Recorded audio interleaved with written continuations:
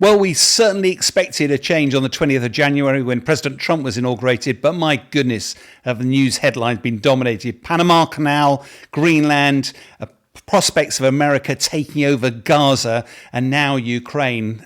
Poor President Zelensky has gone from having the biggest strategic partnership with America he could possibly have to now, this week, we're hearing President Trump blaming Zelensky for the war, claiming Zelensky only has 4% of the votes, and he's suddenly cuddling up with President Putin. Yeah, well, Sean, you forgot making Canada the 51st state as well. So what can we make? I mean, I think we said this before. He seems to trade on destabilising things, completely shaking the ground that people seem to walk on, to create a situation through which he can then create new types of negotiations. So he's very much a disruptor. I'm not trying to be kind to him, but I think what he's done with pretty much everybody who might matter at the moment, they're probably sitting back thinking, what the hell has just happened? And I don't think anybody really knows what's on his mind. No, I think you're right. And from my perspective, I think I've been involved in a lot of media coverage of some of this, and they tend to react to what he says. And I don't think you should take what President Trump says at face value quite so literally. Cantering through Panama Canal, potential to go to war about that. In reality, America built that canal. They invested a huge amount of money. Now they're paying $50,000 a time for a ship to go through. They're feeling exploited. Trump wants to sort that out. Greenland, there are strategic benefits. There's minerals underneath it, airspace above it. It's early warning that's got a reason for President Trump to be involved. Gaza, I don't think he's any intention of taking over Gaza. What he is trying to do is shake up, because he doesn't want to see the dust settle, a sticky plaster be put on. He wants to see an enduring solution. And yes, he's saying some outrageous things. And I think likewise in Ukraine, this all feels to be part of what does he actually want? What is his agenda here? Because it's not entirely clear sometimes from what he says. Yeah. And I think people make a big mistake, which is what they do exactly what you've said. They lambast him for the actual words that have come out of his mouth without thinking about what he's trying to achieve. And in the run-up to the last election, when I think a lot of people, including the UK Labour Party, felt safe that Trump would never be elected as president again, they said some pretty, stupid, awful things about him. Now, of course, they've actually got to deal with the guy, but it's not actually a great... We'll come back to this. I think Wes Streeting called him an odious person. I think Starmer said he's the biggest threat to democracy or something. Not very clever when you've now got to sit down and work out what the guy's doing. And, he is the most powerful politician in the world. So you do have to kind of listen and understand. Yeah, here's a few clips of what we found of what was said before President Trump came in. Just imagine if you were in that position now, how would you treat President Trump? Yeah. Well, I think the first thing you do is be on the phone, congratulate him for winning. Of course, I wouldn't want Donald Trump round for dinner, but don't underestimate the danger to the world if Trump is re-elected this time round. I'm anti-Trump. I would like to send my warmest congratulations to President Trump on his inauguration. Yeah, it's a tough one, I think, particularly for Starmer. And Starmer said some quite big things in the last few days. I'd like your take, Sean, one by one, on how serious you think Starmer, how much thought he put into it, how serious you feel we can derive from that an understanding of his intentions. So the first thing he said was to Zelensky, we're going to give you €3 billion, maybe £3 billion every year until this is done. So 2 questions. That's a lot of money for a country that's actually broke. Can't even afford to keep your pensioners alive in the winter. Secondly, till it's done, sounds like a long time. Yeah, so I think you have to look back and say Zelensky needs military aid. He needs artillery shells. He needs air defense missiles. That's what he actually needs. Yes, he also needs some money to pay the troops and stuff like that. But it's the military hardware he needs. One of the things early on in the war, the Brits were able to give tanks, anti-aircraft missiles, and they've obviously helped towards long-range missiles and the like. But if you look at it, unfortunately, most of the military aid actually comes from America. So whilst that is very generous of Sir Keir Starmer to commit the UK for the long term financially, actually that's not what Zelensky needs. He desperately needs military hardware. And I think the danger is it goes back to what is it that actually President Trump is trying to do here? And therefore, and the danger is otherwise, all you end up doing is reacting to the sort of sound bites. And my worry here about Sir Keir Starmer is he just reacting to the sound bites? Do they have an inside track to what Trump's actually trying to do here? Because one of the things that has been dominating my week this past week is people reacting to the sound bites rather than going, Trump said in his first term in office, I like NATO, but the US is not going to be exploited. NATO, particularly the European members of NATO, have to pay their way. 2% wasn't an ambition, it was a flaw. Floor, not a fatal flaw, a flaw. Yeah. And yet, when he comes back into power, a third of the countries are still not paying their way. Well, he gave them lots of warning. It's not as though he said one thing before he got elected, another thing afterwards. He's actually, whether you like it or not, he's doing exactly, he's acting precisely on what he said. And that's where I think we've got to be quite careful. And it finds the UK is in a slightly invidious position then, because we do pay our way, but depending on what accounting mechanism you use, we're only just there. Yeah. We're still wrestling with potentially 2.5%. And our shortcomings are now being laid bare, particularly when Keir Starmer offered these troops, we'll put troops on the ground. That sent shockwaves through Europe because... sorry, go on. Well, no, I was going to say, and you've taken me to my second point, which is that, I think he's sending my grandsons to war. Yeah, well, I think that's there's so many parts to this I'd love to unpick. One of which is, what are the troops there to do? There was a talk about peacekeeping. Traditionally, peacekeeping forces are United Nations forces that are unbiased. They're not on one side or the other. They're seen as being completely away from the conflict itself. If the UK, France, and Germany was to put troops on the ground into Ukraine, would they be unbiased? No. Russia would see them as enemy forces. So they can't be there in a peacekeeping mode, because otherwise they'd be in the line of fire. What colour helmet do they wear? Well, and there's also what numbers. President Zelensky's talked about 200,000. I think most military analysts like myself think it'd be at least 100,000 needed. You do the maths. Although we've got 74,000 in the UK in our army, only half those are available to deploy at any one time. So let's call it 30,000. If you're going to rotate them through, you've got a third of the forces deployed, a third recovering from that deployment, and a third training to go. So you'd actually only be able to support 10,000.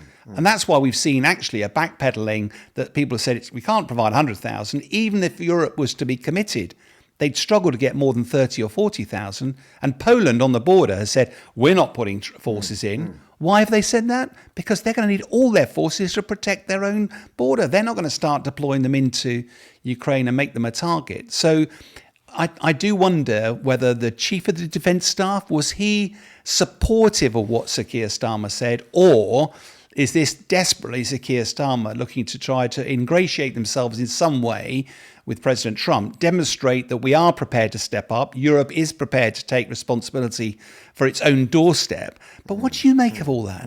Well, I mean, it feels a bit like he's jumped the gun a bit. My views about politicians. I'm actually quite cynical. So I always look forward to another motive. And generally, I stop at, what's my next job? Now, he earns 150,000. There's a good chance he won't get elected again. People will have a long memory for the broken promises. Ursula von der Leyen earns close to €500,000 all told. Maybe he's looking to the next job. So the idea of ingratiating yourself to people around who offer bigger rewards than just being the leader of the UK. I'm sorry, Sean, but, I think a lot of that sort of grandstanding is for that purpose.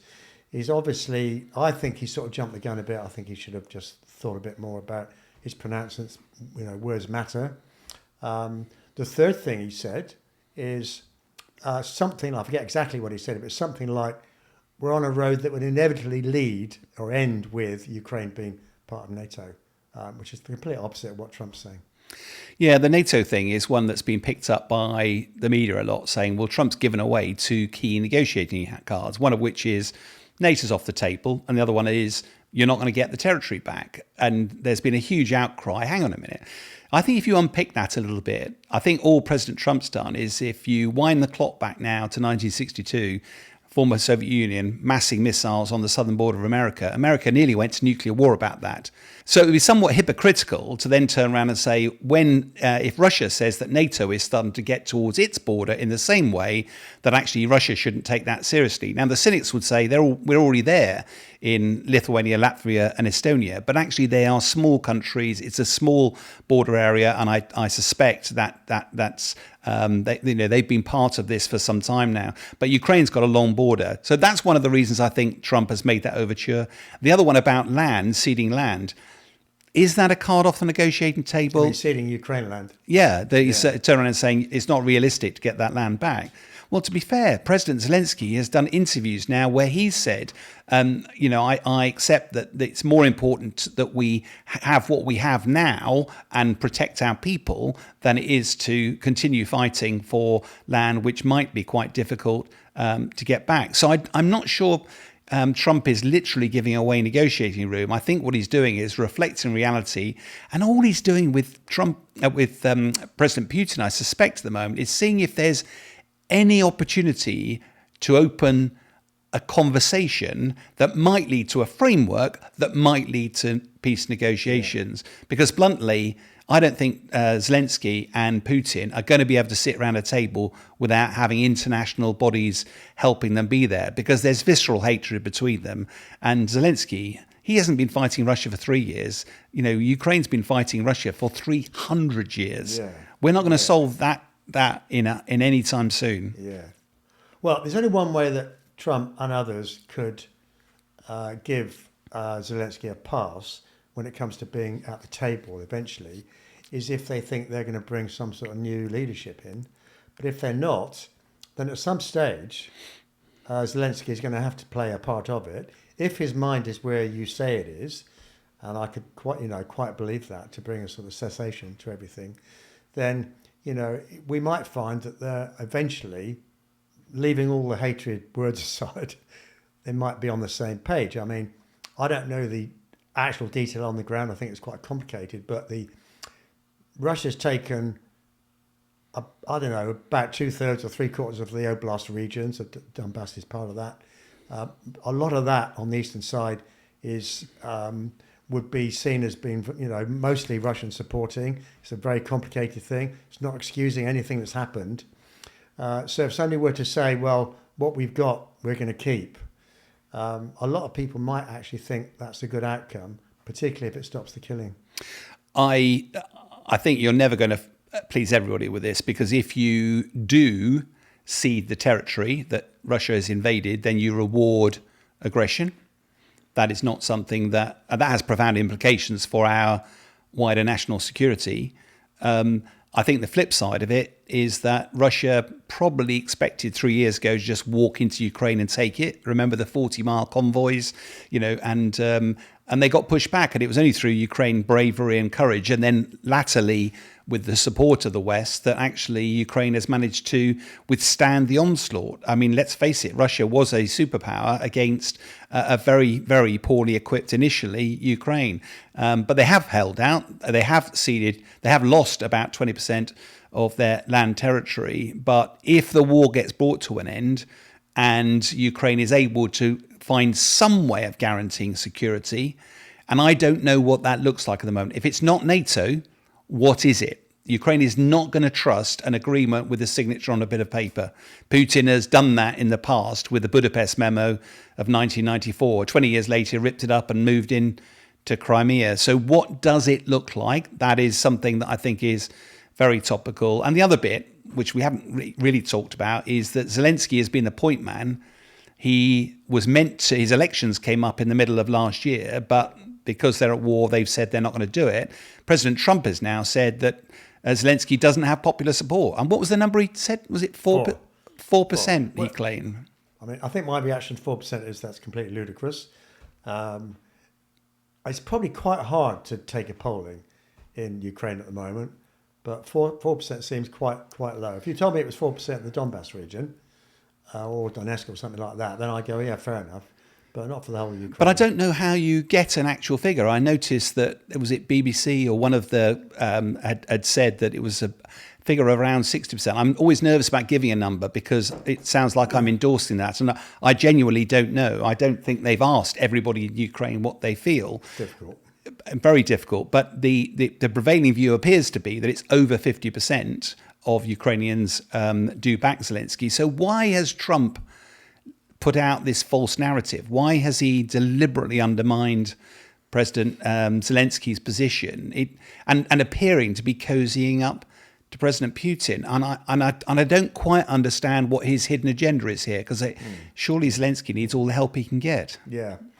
Well, who knows what the figure is? I mean, the BBC, particularly right now, I'm not very happy with. They put a really nasty documentary out on Gaza a few days ago, following the story, the journey of a 14-year-old lad.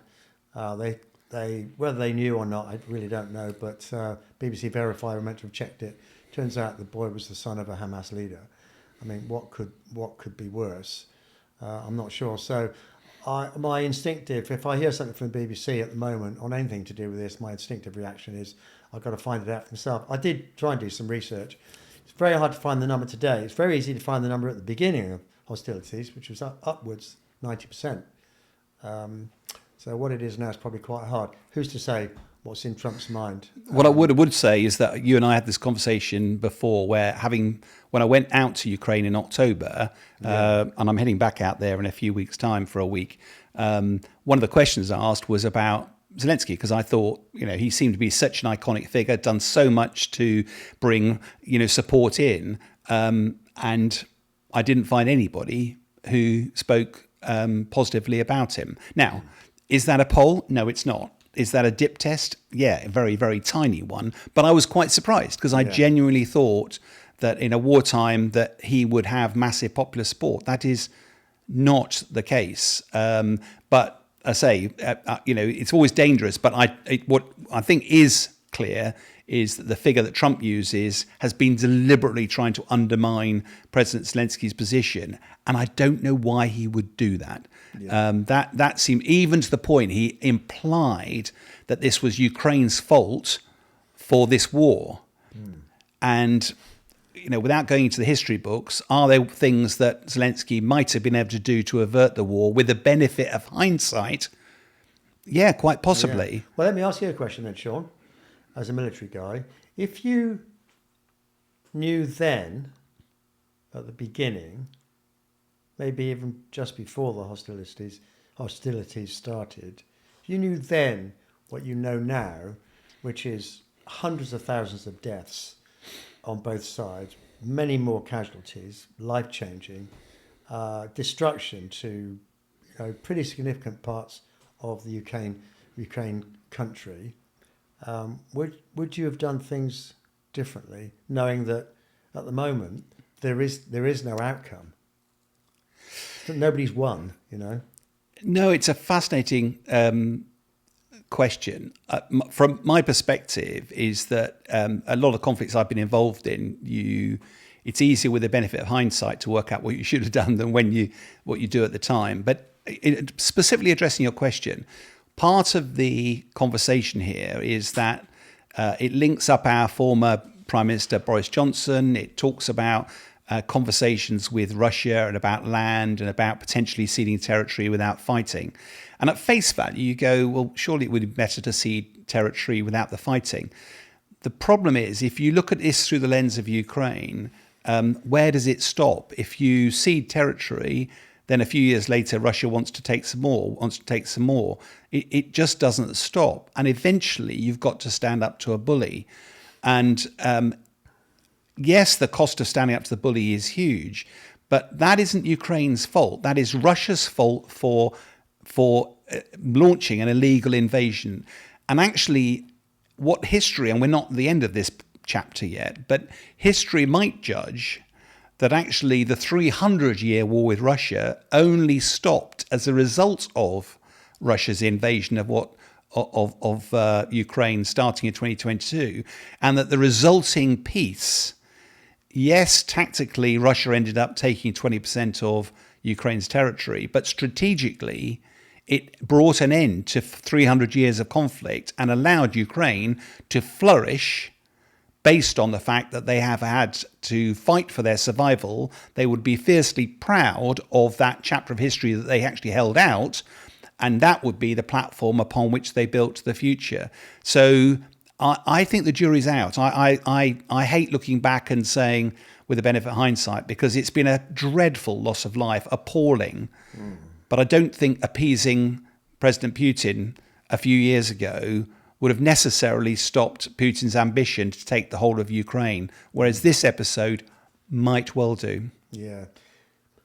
Okay, well, can we have a brief look at it from an economical point of view? Or economics point of view. The EU made a big play about, particularly looking at the sort of proxy war side of this, that what they've done with the sanctions and possibly the war is they've diminished Russia in some way, and therefore it was worth it to control this bully on all sorts of levels, including the economics.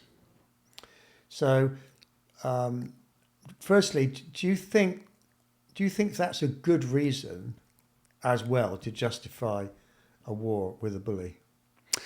Well, where I fundamentally disagree, because the bottom line up front is I don't think the sanctions have a long-term impact. Right. And fundamentally, the reason I say that is a country like ours, which has nothing to export, we have to generate wealth through building stuff, through selling relationships, imports, exports. Russia has huge resources, natural gas and oil, in which it doesn't have to do anything apart from get it out the ground and flog it and make a huge amount of money. So sanctions probably in the near term are causing a lot of pain. They're causing inflation. They're causing all sorts of problems for the Russian economy. But as soon as the war is over, that oil and gas is still flowing. Yeah. That will still be sold to the world markets. It may find a different route to the world markets. And Russia will have learned a huge amount about the West's resilience, about our appetite for war. And it will not be 5-10 years' time before Russia is completely rearmed. And rather than the West relying on old equipment, it will have all new equipment based on battle-hardened troops and wartime experience.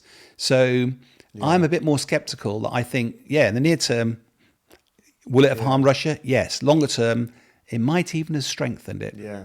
And they find new markets as well. I mean, I did some research on some of the numbers, which are quite interesting. So it depends on where you start. But if you go back sort of 2007 or something, you look at the car industry, then the car industry has been like 50% off what it was in terms of exports. The problem with that number is that a big chunk of that are Western companies withdrawing from Russia, making Western, non-Russian kit. But to pick up your point about the gas industry, and you go back to between 2005 2010, actually the exports on gas in euros are pretty much the same. So you could argue, which is in fact what you've implied, actually because they found new markets, it's made no dent at all. And those new markets will sustain, as well as maybe picking up some of the old markets as well. So you could argue that those sort of sanctions, I mean, Ursula von der Leyen proudly stands out and says, we've destroyed Russia. That's complete bull. What you're sort of implying is actually long-term, not only do the sanctions not work, but actually it could make the situation worse because it completely changes the dynamic of, the global trade system that Russia depends on. But I think what you've just highlighted is most Western politicians are here today, gone tomorrow. In their window, will sanctions have had a pretty significant impact on the Russian economy? Yes, no doubt at all. But whether that, when you look back in history, Putin's in power for decades. Xi Jinping in power for decades. They don't look at this stuff about, what we're going to do next week, next month, next year. They look at it in decades. Have we now secured a chunk of land, 20% of Ukraine territory, with lots of valuable earth minerals underneath, which is of value to us? Yes. Will we recover our economy? Yes. Will we have reset the world's view about Russia being a potential superpower because they were not able to stop us? Yes. Has Russia diminished the effectiveness of NATO because they've stood up to NATO and NATO has vacillated about what to do? Yes. I think there's lots of those grand strategic metrics which are a worrying trend. So whilst in the near term, yes, I have no doubt that Russia wants an off-ramp at the moment to the conflict. But frankly, it's on the front foot on the battlefields, and it holds many of the aces. In fact, President Trump used that very phrase only earlier in the week. Russia has a lot of aces in its hand. Yeah, there you go. Well, I think Ursula von der Leyen would have been on better solid ground had, when you point one finger at somebody, three fingers are pointing back at you. If you look at the EU economy and look at growth, GDP per capita over the last 20 years, you get some pretty miserable figures, like 0.1, 0.2% per annum over that period. Pretty much the EU is stagnant over that period. That's a horrific number. The States over that period is like, 50% over the 20 years. The UK is actually slightly better than EU as a whole. So the justification that we've diminished Russia would look much better if the EU had been soaring, which it hasn't been. No, and we don't have time for it now, but we're going to be talking about this, I think, for a while. But the other one for me is, we've enjoyed the sort of post-Cold War peace dividend. We've been enjoying wars of choice, not wars of national survival. And all of a sudden, there's been a wake-up call that our defence is just not configured the right way for wars of national survival. Our missile defence system we used to have 30, 40 years ago just doesn't exist today. We don't have it. And if you look at that, and then you have the added strategic shock that all of a sudden Sir Keir Starmer is going, well, at least we live under an umbrella of NATO that largely is guaranteed by America. Suddenly, in one swipe, President Trump has ripped out some of the supporting legs of that, and he's going, and for me, we shouldn't be surprised. We've seen this coming, and I'll be really interested to see now what Europe does, because I wouldn't be at all surprised if the next shot that we're going to see from Trump is, right, NATO, I've warned you about this before. 2% is a floor. It's now 2.5% or 3%. And if you don't pay your way, you're out. Yeah. In other words, we're not going to subsidise you anymore. For those countries who still want to enjoy the protection of NATO, and will continue to be the biggest funder in terms of quantity of money, but unless you pay your way, you can't be part of it. And actually using an ultimatum to make that the case. And given the fact that it is a more dangerous world, I suspect a lot of nations would sit up and take notice of that. Yeah. Well, America's got its own financial audit going on at the moment. They're saving, purported to be saving currently hundreds of billions of dollars. They reckon it's going to be at least $1 trillion. They're also claiming they're finding corruption. And part of that is money going sort of round and round. A lot of money going out, unaudited, very unclear where it's actually gone to, or it's gone to nefarious causes. And the suspicion is some of that money's actually come back in some way. So Trump's got a lot of reasons to justify being very careful how they spend money. The DoD, Department of Defense, is soon to come under its own sort of scrutiny. So everything points to Trump saying, I'm sorry, Ukraine, but the money's run out. There is no money. As you said, right back at the beginning of this conversation, it's going to be very hard for Europe, including the UK, to say, actually, we'll shoulder the burden ourselves. We've already seen fragmentation. Starmer having nice meetings with Germany, and then when the crunch came, Scholz just up and left and made Starmer look maybe a bit silly. The other worry, and again, we won't have time for it today, but I think we're going to end up exploring a little bit more, is Trump actually simply vocalizing what the new policy is for America? And I think part of, up till now, generally speaking, politicians, they have a think tank, and then they get their experts and then come up with a policy, and then the leader becomes the voice piece of that into the world. It feels that's being completely reversed at the moment, that President Trump is making this stuff up as he goes along. It's not entirely clear that there's any policy behind it, and therefore there's accusations that it was the last person speaking to him that has a good idea, right, that's going to be my policy for now. And the worry here is that, does that fundamentally change the way diplomacy runs? Is Make America Great Again actually all about isolationism? And actually more worrying, there's even talk about President Trump trying to seek a third term, which is against the Constitution. But you sort of go, hang on a minute, we used to criticize Xi Jinping and President Putin for changing the rules to allow them to stay on. And we're sort of talking about doing that now. This has big implications. Yeah, I mean, when I had a chat with Trump the other day, he said the thing about the third term is completely fake news. So we definitely don't have to believe that. Is he a megalomaniac? Maybe. But one thing is clear, Sean, we're going to know within the next few days what information, what smoke, white smoke or grey smoke, is going to start emerging from the conversations with Russia.